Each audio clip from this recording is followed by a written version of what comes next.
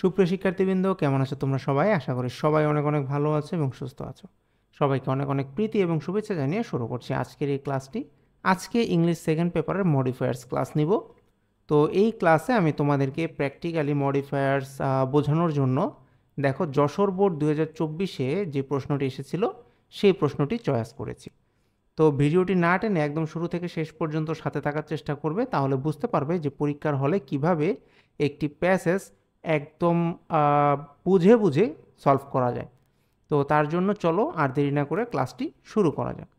লক্ষ্য করো, আমরা যদি এখান থেকে পড়া শুরু করি, এখানে কি বলেছে যে Kazi Nazrul Islam is one of dash. এরপর ব্রেকেটে কি বলেছে যে use determiner to premodify the noun. তাহলে আমাদেরকে এখানে কি বললো, একটা ডিটারমিনার বসাতে বলেছে এই ব্ল্যাঙ্কসের মধ্যে, ঠিক আছে। তো Kazi Nazrul Islam is one of dash, তারপর কি বলেছে একটু বাকিটা আমরা পড়ে নিই। Best poet's Bengal has dash produced. তো এখানে আমাদেরকে বললো যে একটা ডিটারমিনার ইউজ করতে হবে, আর তারপর এখানে বলেছে use an adverb to premodify the verb, অর্থাৎ এই প্রডিউসড যে ভার্বটা রয়েছে এই ভার্বটাকে মডিফাই করার জন্য একটা অ্যাডভার্ব এখানে আমাদেরকে বসাতে বলেছে। তো আমরা চলো আগে এ নাম্বারটা চিন্তা করি যে এখানে কি বসানো যায়। এখানে যেহেতু দেখো বলেছে ডিটারমিনার, আর আমরা সবাই জানি যে ডিটারমিনার মানে হচ্ছে নির্দেশক, অর্থাৎ নির্দেশ করে এই ধরনের কিছু একটা আমাদেরকে বসাইতে হবে।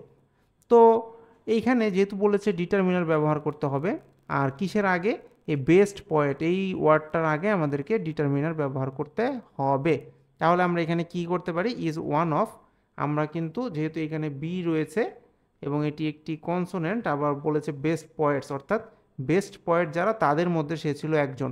তো এই বেস্ট পয়েন্টদেরকে যদি আমরা নির্দেশক দিয়ে বোঝাতে চাই, তাহলে আমরা কিন্তু এখানে দেখো দা ইউজ করতে পারি, ঠিক আছে। দা আমরা যদি লিখি তাহলে আমরা দেখি তো হয় কি না, যে is one of the best poet's, তাহলে এই বেস্ট পয়েট যারা আছে তাদের মধ্যে কাজী নজরুল ইসলাম একজন।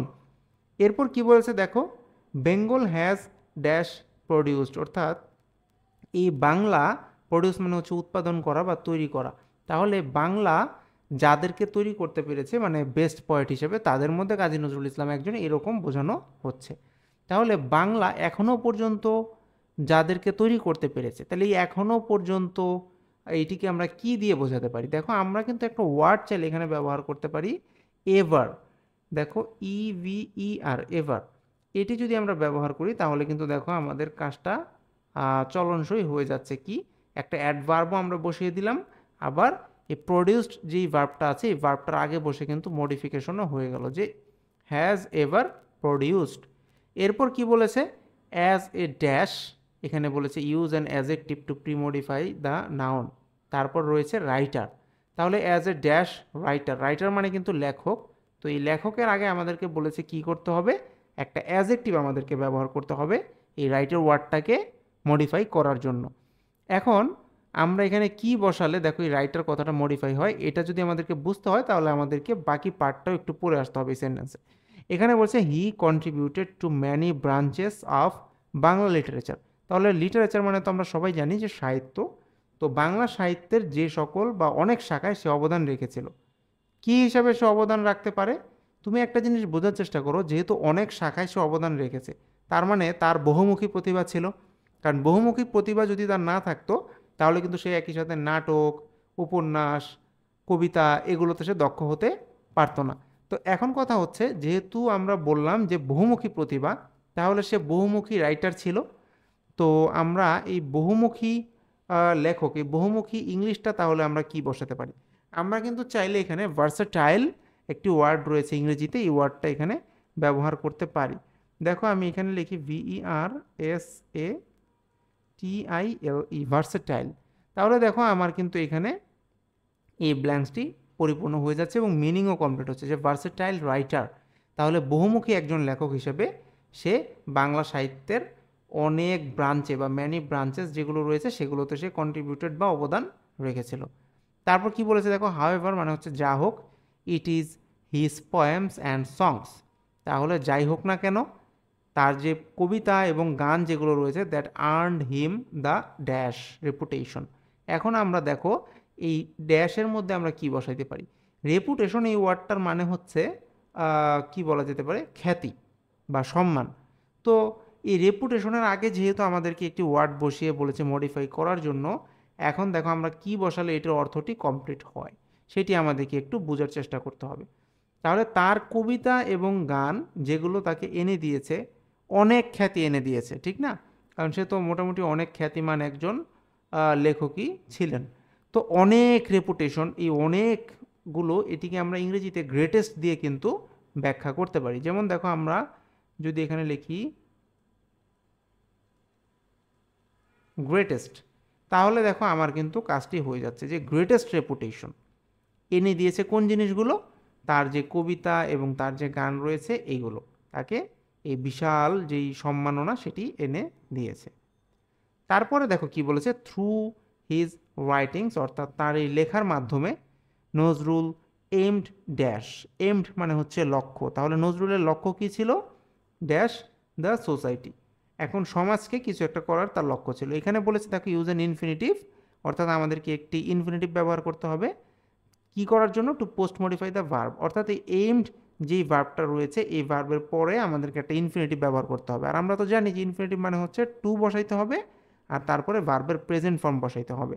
তাহলে নজরুল এইমড, এখানে আমরা কি লিখতে পারি, থ্রু হিজ রাইটিংস, বা তার লেখার মাধ্যমে সে বা তার লক্ষ্য ছিল কি করা, পরিবর্তন করা। তাহলে পরিবর্তন ইংরেজি আমরা জানি চেঞ্জ, আর যেহেতু বলেছি ইনফিনিটিভ ব্যবহার করতে হবে তার মানে আমাদেরকে টু এখানে রাখতে হবে, আর পরিবর্তনের ইংরেজি হিসাবে আমরা এখানে চেঞ্জ ওয়ার্ডটা ব্যবহার করলাম। তাহলে কি হলো, নজরুলের লক্ষ্য ছিল কি করা, টু চেঞ্জ বা পরিবর্তন করা দ্য সোসাইটি বা সমাজকে, বিকজ কি কারণে, দেখো হি ওয়াজ ড্যাশ ট্রাভেলড বাই মানে সে সমস্যায় পতিত হতো, হ্যাঁ, old values and religious superstitions, দেখো রিলিজিয়াস মানে কিন্তু ধার্মিক বা ধর্মীয়, আর সুপারস্টিশন মানে হচ্ছে কুসংস্কার।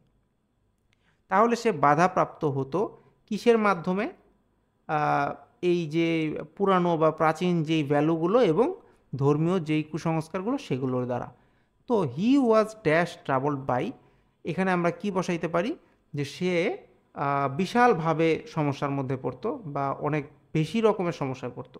তাহলে এটি বোঝাইতে গেলেও কিন্তু আমরা এখানে গ্রেটলি যে ওয়ার্ডটা এইটা ইউজ করলেই কিন্তু আমাদের কাজ দেখো হয়ে যাচ্ছে, যে হি ওয়াজ গ্রেটলি ট্রাভেলড বাই কিসের দ্বারা সেটা ওইখানে কিন্তু বলে দেয়া হয়েছে। তাহলে কিন্তু দেখো আমাদের এই এফ নাম্বার ব্ল্যাঙ্কসটিও কমপ্লিট হয়ে গেল। এখন আসো আমরা জি নাম্বারটা কমপ্লিট করব। এখানে বলেছে ইট ইজ ড্যাশ, তারপর ব্রেকেটে বলেছে কি দেখো, যে use an intensifier to premodify the adjective, অর্থাৎ এখানে একটি অ্যাজেক্টিভ রয়েছে, এর আগে বসিয়ে একটি ইন্টেন্সিফায়ারের মাধ্যমে আমাদেরকে মডিফিকেশনটা করতে হবে। আমরা সবাই জানি ইন্টেন্সিফাই শব্দের অর্থ হচ্ছে বাড়িয়ে দেওয়া। তো দেখো আমাদেরকে তাহলে ইন্টেন্সিফায়ার যেহেতু ব্যবহার করতে বলেছে, তাহলে আমরা কিওয়ার্ড এখানে ব্যবহার করতে পারি।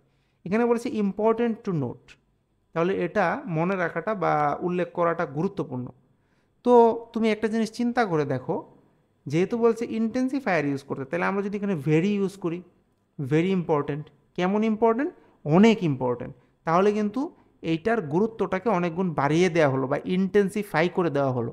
তাহলে আমাদের এখানে কাজটাও কিন্তু হয়ে গেল। দেখো আমরা লিখলাম যে it is very important to note that, এটা উল্লেখ করাটা খুবই গুরুত্বপূর্ণ যে হোয়াইল নজরুল ফট অ্যাগেনস্ট রিলিজিয়াস বিগোট্রি, তার মানে সে যখন ধর্মীয় কি বলা যেতে পারে যে গোঁড়ামি তার বিরুদ্ধে যুদ্ধ করছিল, হি কম্পোজড ড্যাশ, তারপর বলেছে সংস।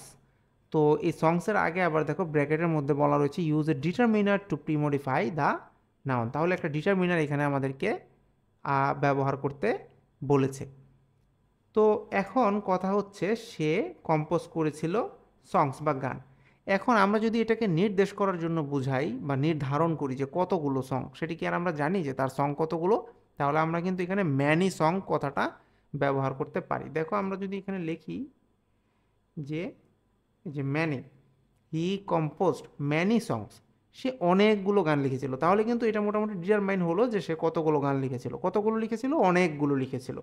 তাহলে এখানে আমরা এই ম্যানি ওয়ার্ডটা দিয়ে এই কন্ডিশনটা ফুলফিল হয়ে গেল এবং এই সংস ওয়ার্ডটা মডিফাই হয়ে গেল।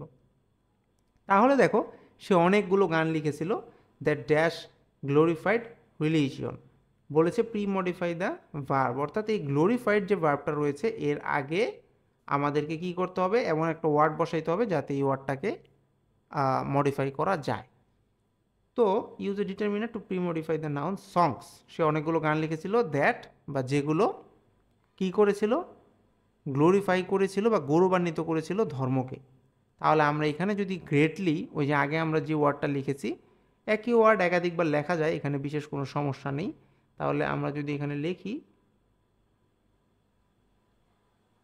তাহলে কিন্তু দেখো মোটামুটি কাজ চলে যাচ্ছে। গ্রেটলি কিভাবে গ্লোরিফাই করেছে, অনেক গ্লোরিফাই বা গৌরবান্বিত করেছে। হ্যাঁ, তো এরপর দেখো কি বলেছে, এ বা এন যে নাম্বারে একটি ব্ল্যাঙ্কস রয়েছে, এরপর রয়েছে pre modify the noun disease.